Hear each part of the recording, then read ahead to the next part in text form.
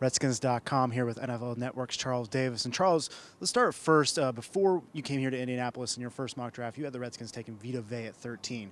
First with Vita, what do you see in him to make him potentially the first defensive lineman off the board? 330 pounds of versatility, because I see him. I've watched him on tape playing the nose. I watch him playing 3 technique. I watch him playing the 5 technique, where he's a defensive end in the 3-4. What I love about him is not just his ability to make the normal plays that you think a 330-pounder would make, but to make the plays you wouldn't expect a 330-pounder to make. Rush the passer, passes thrown downfield, 25 yards later, he's making the tackle downfield. I see those hustle plays from him all the time. I see a guy that when he rushes the passer or he's taking on double teams, has excellent hands, can knock people off of him. You know, again, an oxymoron. A 330-pound guy can make himself skinny in the hole and knife his way upfield and make plays. I think he's an absolute force. And one of the things I thought about was, who was that young man you drafted out of Alabama last year? You didn't get as many games out of, Jonathan Allen? That'd be a formidable duo right there.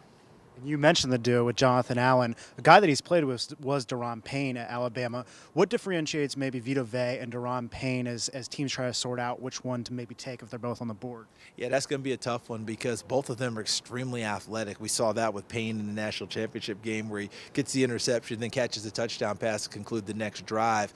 You see him, again, utilizing hands and controlling blockers at the point of attack and getting upfield.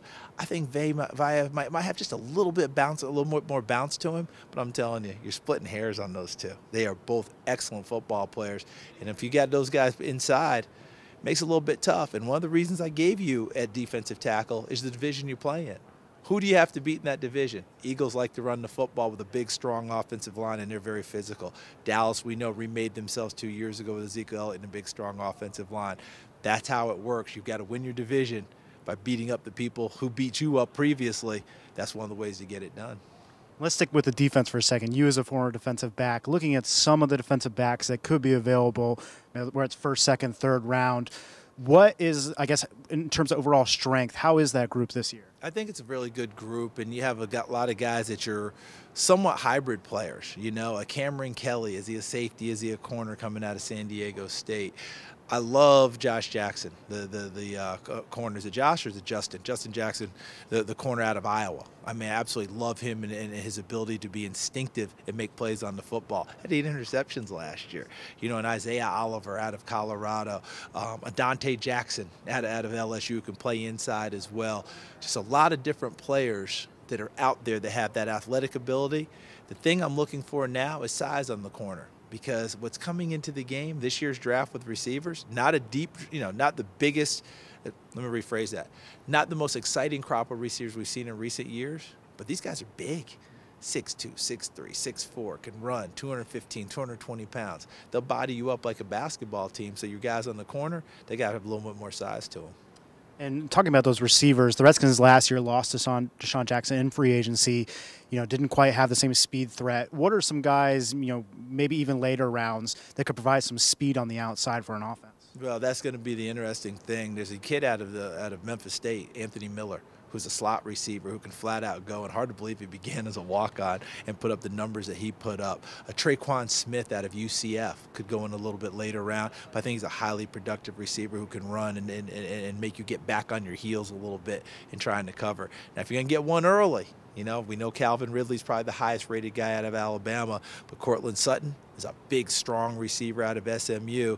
Christian Kirk, probably a slot that's going to start for you right away, who can flat out run and return kicks. So you're going to have your flavor in it because you're going to see all of it. There's a kid named Alan Lazard out of Iowa State who I'm not sure runs all that great, but somehow comes up with the football. A Simi Cobbs out of Indiana, another big, strong kid, 6'4", 220.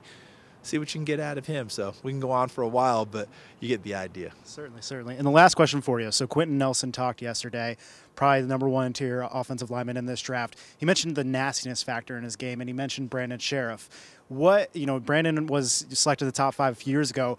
What are some of the differences and even some of the similarities between Quinton Nelson and Brandon Sheriff when he was coming out? Well, one big difference is Sheriff was a left tackle in college and projected to go inside. Nelson's been a guard all day long, and no one's projected him to go anywhere else, even though he's athletically gifted enough to do so.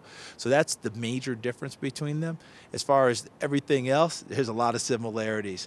Nastiness, finishing people on blocks, loving to still line up and take on challenges. Every time I watched Notre Dame play this year, and the best pass rushers interior, I noticed a lot of things happening in their games. You know what the number one thing I noticed? Trying to get away from Nelson a lot of the time. They would flip him to the other side. They would do different things to try and make sure that Nelson couldn't get his hands on him. I think Sheriff had the same issues when he was in college. A lot of those pass rushers that came from his side would flip to the other side to try and get to the quarterback. That's respect factor for their game.